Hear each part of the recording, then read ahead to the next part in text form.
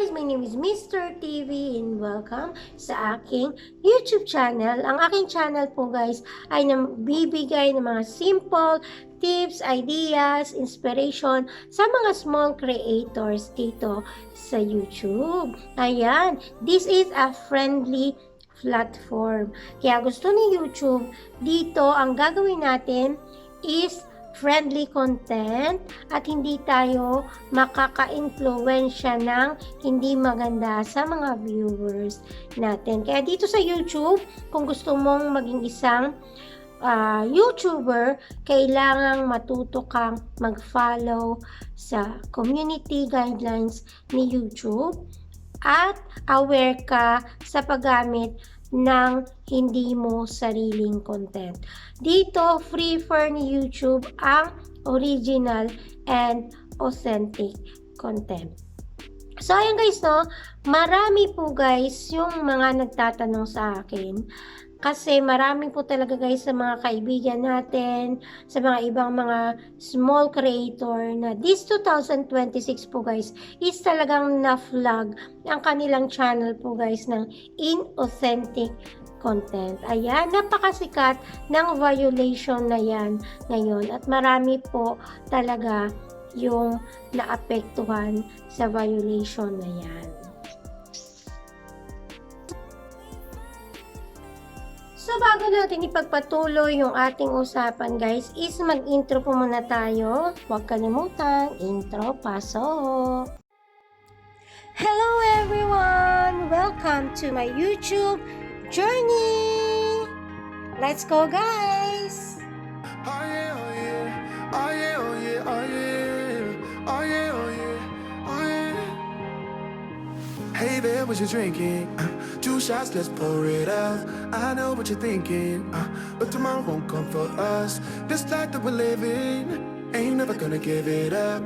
Double shot for the gifted, and one more for us. There you go, drink it up. All this love in a cup. Yeah, we go slow, we go fast. Yeah, we can't get enough. We stay all day, all night, living in paradise. Remember, you don't get.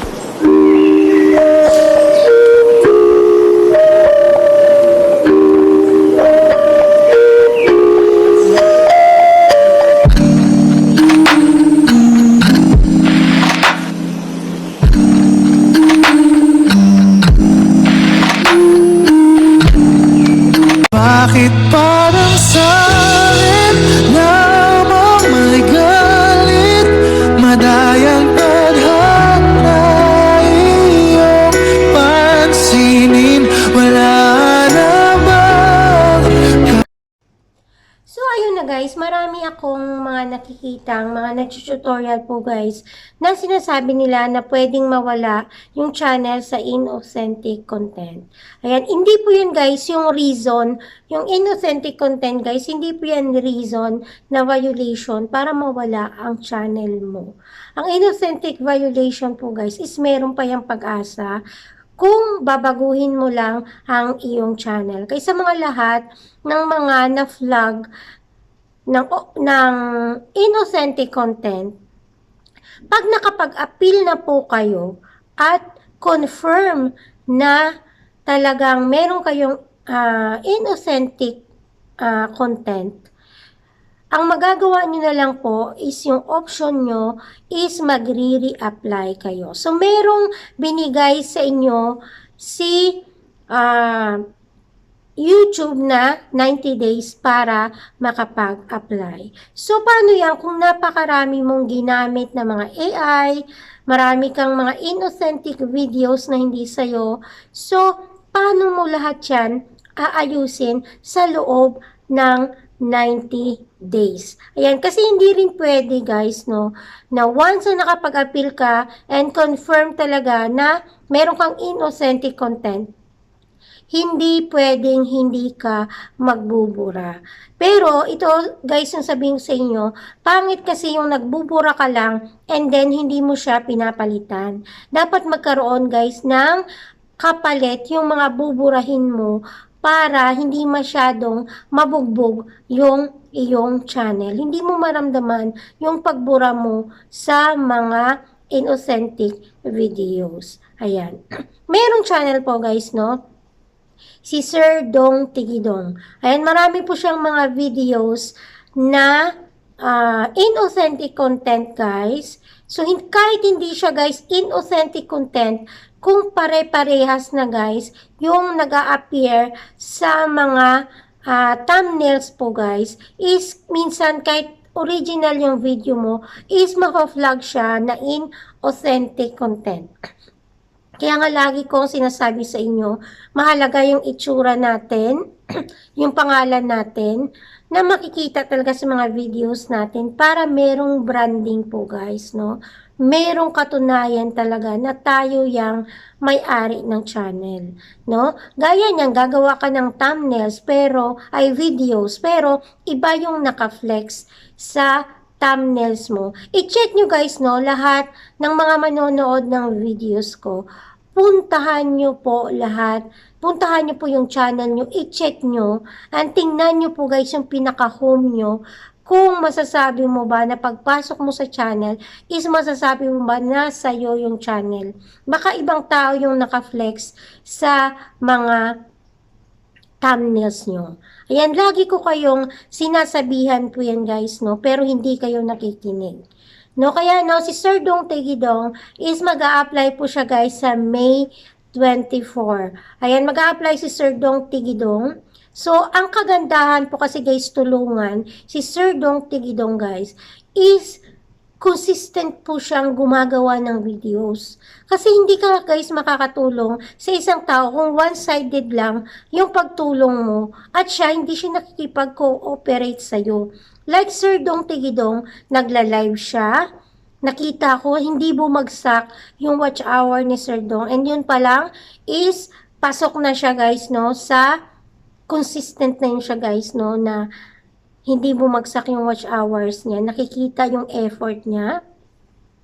Pangalawa po guys, gumagawa siya guys ng content na makabuluhan ngayon, no. Nag-share siya ng mga informative and helpful na mga videos po guys. So, yan ang reason bakit minsan pinapalo tayo ni YouTube.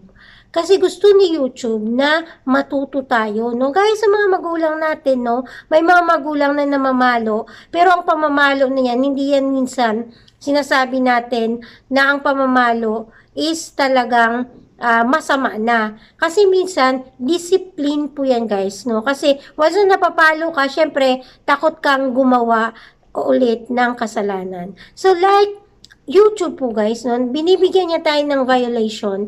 And then tayo, pag nagkaroon tayo ng violation, pag nakita natin yung videos na yan, no? Pag gumawa tayo ng content, alam na natin agad, ay bawal yan, hindi pwede yan, no? Kasi napalo ka na, alam mo na eh. Oh, napalo ka na ni YouTube, kaya alam mo na na bawal yan. So ngayon, magsuswitch yung channel mo. Gagawa ka ngayon ng mga makabuluhan na content. Ito guys iwasan nyo lagi guys mag-videos ng mga alaga nyo na pare-parehas lang. No, kaya si Sir Dong, no, lahat ng mga videos niya guys, no, kahit malalaki pa yan, kailangang burahin yan. Kasi sayang yung pag-a-apply mo, mag-a-apply ka May 24 and then hindi ka ma-accept, another 3 months ka. Kaya kailangan talaga, huwag tayong magmadali. Ayan, pwede na ako mag-reapply. Huwag kayong magmadaling mag-reapply. Kasi once na kumpleto yung requirements nyo, once na okay yung channel nyo, anytime guys, mag-blue yung reapply na yan. Magkakaroon kayo ng chance na makapag-apply ulit kay YouTube. Pero, dapat, bago kayo mag-a-apply po guys, is maging ready kayo. So, ang problema kasi guys, sa mga inauthentic content, reuse content, hindi po yan sinasabi ni YouTube na ito, or hindi sila nag-i-inform. So, I hope YouTube will inform also. Inauthentic content, reuse content, they will confirm or they will tell kung ano talaga yung videos na flag.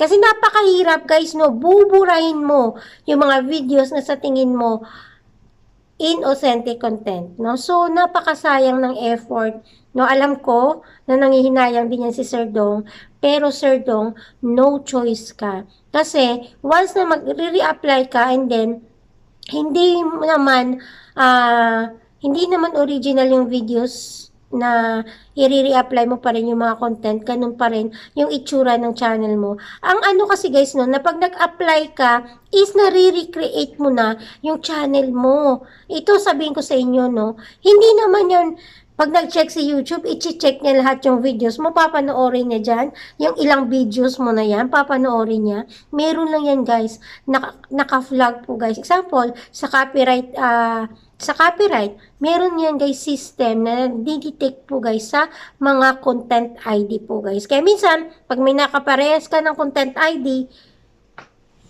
doon ka na-flag at nagki-claim yung may-ari ng content, doon guys, no, pumapasok yung mga violation po guys.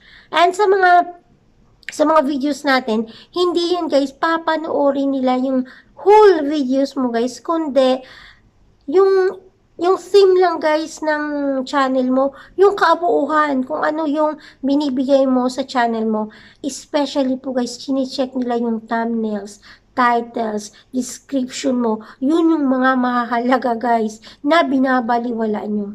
Napakahalaga lagi sa mga description natin, lagyan natin dyan. Mga disclaimer, lagyan natin dyan yung mga kung paano nyo ginawa yung videos nyo, no, saan nyo ginawa. Dapat nagno-note kayo dyan kasi napakahalaga din guys yung ating description po guys. Description, yung titles natin, thumbnails natin, napakahalaga po yun guys, no? Kasi minsan dyan tayo nire-rate ni YouTube. Dyan niya tayo inaano guys, no? Yung pinaka ng channel natin. Kaya, si Sir Dong, dahil masipag po siyang gumawa ng videos, is hindi imposible na mababalik yung kanyang monetization. Ayan. Babalik yung monetization kasi inano niya na yung channel niya, no? Yung ni-recreate niya na, ginawa niya ng informative yung videos niya. No, huwag tayong paulit-ulit kasi gaya sa mga short video natin, naka-flex, puro na lang ganyan yung thumbnails mo. Nakikita paulit-ulit ganyan, tas ang lalaki ng views mo. So, yan pumapasok na hindi mo na binibigyan ng value, kundi yung habol mo na lang is views. Wala nang halaga yung iyong content. Dapat pag gagawa tayo ng content natin, lagyan natin ng value yung mga videos natin. Hindi lang basta video-video tayo. Sabi ko nga sa inyo, iplano nyo yung mga content nyo.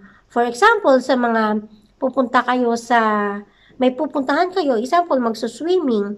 So, alam mo nang magbi-video ka ng swimming. So, dapat mayroon ka lang mga part na i-videos na hindi naman is i-video mo. Dapat nakaplan kung ano lang yung i-video mo, no? Hindi yung i-video mo lahat, kasama yung mga bata doon, kasama yung mga ano doon. Hindi mo alam pala, may nasagi ka na. Hindi mo pala alam na meron ka ng violation.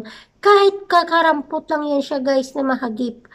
Pag yan nahagip guys and na-trace yan na violation, lalo na sa mga bata po guys, lagi ko yung paulit-ulit sa inyo. Kung hindi pa rin kayo makikinig, ayan, napanood ko rin yung premiere ni Babes Christie. Yan guys, no, original content siya, ginawa ni Babes Christie kasi syempre sila naman yun, alaga niya naman yun. Pero yung na-flex sa thumbnails ni Babes Christie is yung aso niya. So ngayon, hindi na masasabi na channel ni Babes Christie yung kasi yung naka-flex sa thumbnails is yung aso niya. Dapat, kung mga ganyan po guys, nandiyan ka, no, i-cut mo yung picture mo, tapos yung alaga mo, nandiyan ka rin, para siya yung kayong dalawa yung nakikita sa thumbnails. Hindi kasi kayo gumagawa ng thumbnails nyo guys, no? Hindi nyo tinatry, no? Para sa inyo, okay na yan, ganyan na yung YouTube ko. Hindi nyo alam, nawawala yung saysay and value ng YouTube nyo. So, na-flag siya na inauthentic content, no, kahit original pa yung mga content mo. And huwag nyong ugaliin po guys na paggagawa ka ng videos, uulit-ulitin mo. So kung, ay wala akong pang video, wala akong pang upload kay YouTube. Kaya yung gagawin mo, yung mga lumang videos mo, is uulitin mo. Hindi mo alam, is pwede kang marireuse content. Ayan, dati po guys, no, si Sis March, shout out kay March Mix Vlog, na authentic content din si Sis March. Dati si Sis March, nakikita ko siyang gumagawa siya ng mga green screen. Ayan, no, na may mga funny videos doon, funny clips doon sa mga green screen, di ba? Meron dyan doon na pwede mong ilagay sa videos mo. Pero duda ako dyan guys, no? Kasi basta kahit konting videos lang po guys na ma-flex mo sa channel mo, and then bawal po yan guys, pwede kang ma-strike dyan. No, kaya hindi ako gumagamit ng mga videos. Kita niyo naman ako, nagsasalita lang ako. Hindi ako gumagamit ng kahit anong videos na pinapakita ko na hindi sa akin.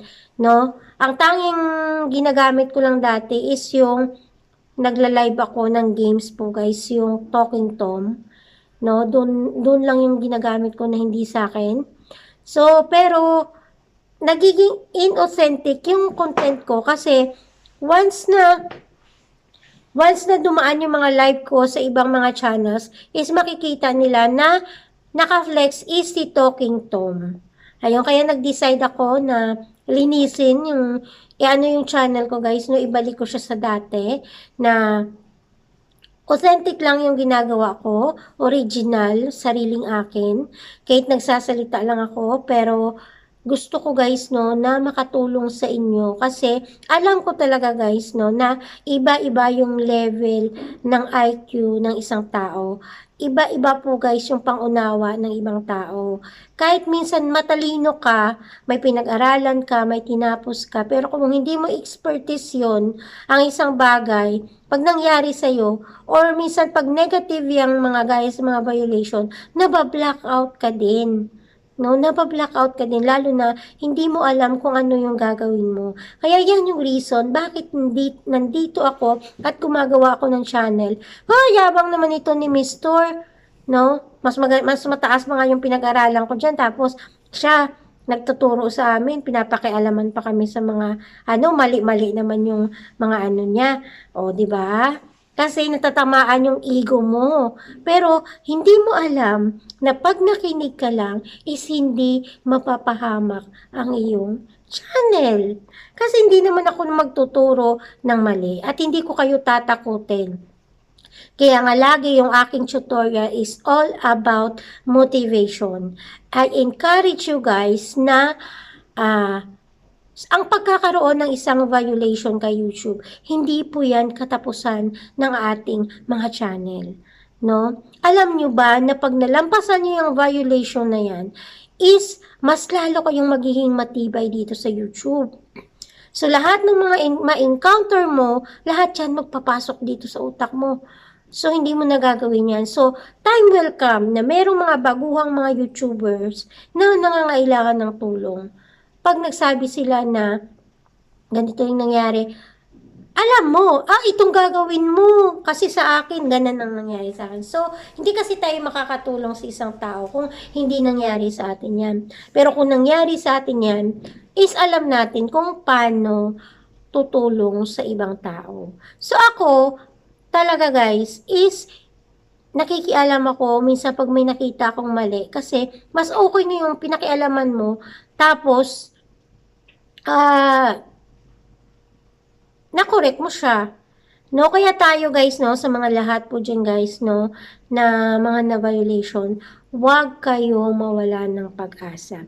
I-set nyo yung mindset nyo, hindi pwede to, no, na hindi ko baguhin yung channel ko. Dapat babaguhin ko yung channel ko. Dapat magpapakita ako sa channel ko. Dapat gagawa ko ng thumbnails ko. Ayan, napakadali guys, no, gumawa ng thumbnails. Alam nyo sa akin, kinakat ko lang yung picture ko. Tapos, naglalagay ako ng sulat sa thumbnails ko. Naghahanap lang ako, nagba-background ako guys. Gusto ko kasi guys, nakikita niyo ako minsan, puro pink, puro blue. Kasi, nagko-color ako guys, no, yung parang, Gusto ko guys uniform yung aking mga thumbnails, no? Yan yung branding ko, yan yung creation ko, yung sarili kong thumbnail, sarili kong gawa. Diyan kasi guys, no, makikita ni YouTube yung effort mo bilang isang content creator, kung gaano mo kagustong maging isang YouTuber. Dapat makita ni YouTube yung sincerity mo, makita ni YouTube na willing kang matuto. Kahit na nagka-violation ako, willing akong matuto sa violation ko. Kaya nga, kung hindi ka na-accept guys yung appeal mo, huwag kang malungkot. Hindi yan katapusan ng mundo. So, this is the time na gagawa ka ng bagong content. Kung gusto mong gumawa ng bagong content sa isang araw, dalawa, gumawa ka. O, at least, matatabunan mo yung mga bagay, guys, no, na yung mga hindi magaganda, guys, pupunta siya sa baba. And ang makikita ni YouTube is yung nasa taas. Kasi yung pag-check guys sa mga YouTube team minsan guys, no, hindi nila titingnan yung entire mga videos mo. Sa first 10 videos mo guys na magandang content, pasok na yun sa kanila. Makita na nila yun, nag-effort to. Kala nyo yung YouTube, basta YouTube lang, nandito tayo guys. Meron sila guys, team. Ang YouTube guys, nandito sila guys, no, para po guys, i-bantayan tayo, para i-correct tayo, to be a better YouTuber, to be a better YouTube host. Ayan, yan kasi yung tawag sa atin guys, no, YouTube host. Yan, bilang isang YouTuber po guys. So, nandito tayo guys, no, gagawin nilang lahat para i-assist tayo. Gagawin nila ang lahat para matulungan tayo. Pero, dapat ipakita mo din na karapat-dapat ka. Pakita mo din na may effort ka dapat. Hanggang kailan ka mahihiya sa paggawa ng videos? Hanggang kailan ka hindi magpapakita? Kung pangit ka, char, pangit din naman ako, magamit ka ng mga filter. Masyado kasi kayo, guys. Masyado kasi kayong guys ba, sa sarili nyo. Ang video kasi is, talagang lang naman to guys, for entertainment, no? For our content only. Ayan, kaya kung medyo hindi kayo confident sa mukha nyo guys, no? Pwede kayong gumamit po guys, para guys maging presentable kayo sa harap ng camera. Kasi once na nakikita nyo kasi guys yung mukha nyo na presentable, nagkakaroon kayo ng confidence sa sarili, no? Kasi pag nakikita mo yung sarili mo sa video, paano ka gagawa ng video kung nakikita, nanghihina ka na sa mukha mo pa lang? Oh, nakakadagdag ng confidence kasi yun, guys. No, kaya wag na tayong makialam sa iba kung gumagamit sila ng gaganda sila, pero wag naman sobrahan. Ayan, guys, sa akin, may din yan, guys, no? Pero hindi masyado. Kita pa yun, guys, yung mga ko, guys, oh. Yung mga ko. Ayan. Pag nag-video tayo, maglagay tayo ng mga konting lip tint. Oh. Tapos, diba? Huwag nating pabayaan na YouTube lang naman yan. No, sa mga nakikita ko, video-video kung saan hindi pinaplano. Kaya ano nangyayari? Inauthentic content, unoriginal content. No? So, sino kawawa? Kasi, buti ko si YouTube, isa pa lang video mo, o dalawa, tatlo, is inauthentic content kanya, at least yan, mabilis yang ayusin. Pero paano, kung ilang taon ka na dito sa YouTube, at puro AI yung iyong ginamit, edi ang dami mong buburahin. At tandaan natin guys, no, huwag tayong basta-basta magbubura ng live. Kasi yung live po guys, pag binura mo yan, ang watch hour mo guys, tanggal din ang watch hour ng live mo. Kaya yun ang mahirap talaga, no? Kala nyo ganun kadali ang ma-violation sa YouTube. Hindi ganun kadali. Basta hindi mo alam yung step by step, paano yun aayusin. And then, 1 month na. 1 month ka na na-violation, wala ka pang ginagawa sa channel mo. Hindi mo pa inedit yung yung description mo, wala ka pang ginagawa. So, darating yung araw ng mag-re-apply ka na hindi ka handa. No? Hindi ka handa. Kaya lahat ng violation natin, imbis magmukmuk kayo, mag-live kayo lagi, mag-upload kayo, consistent. Pero ito guys, no, ingatan din natin yung mga ina-uploads natin. Iwasan natin guys, no, yung makakapagbigay ng violations. Kasi tandaan natin guys, no, magkakaroon ka ng violation, community violations, and copyright na violations guys, no.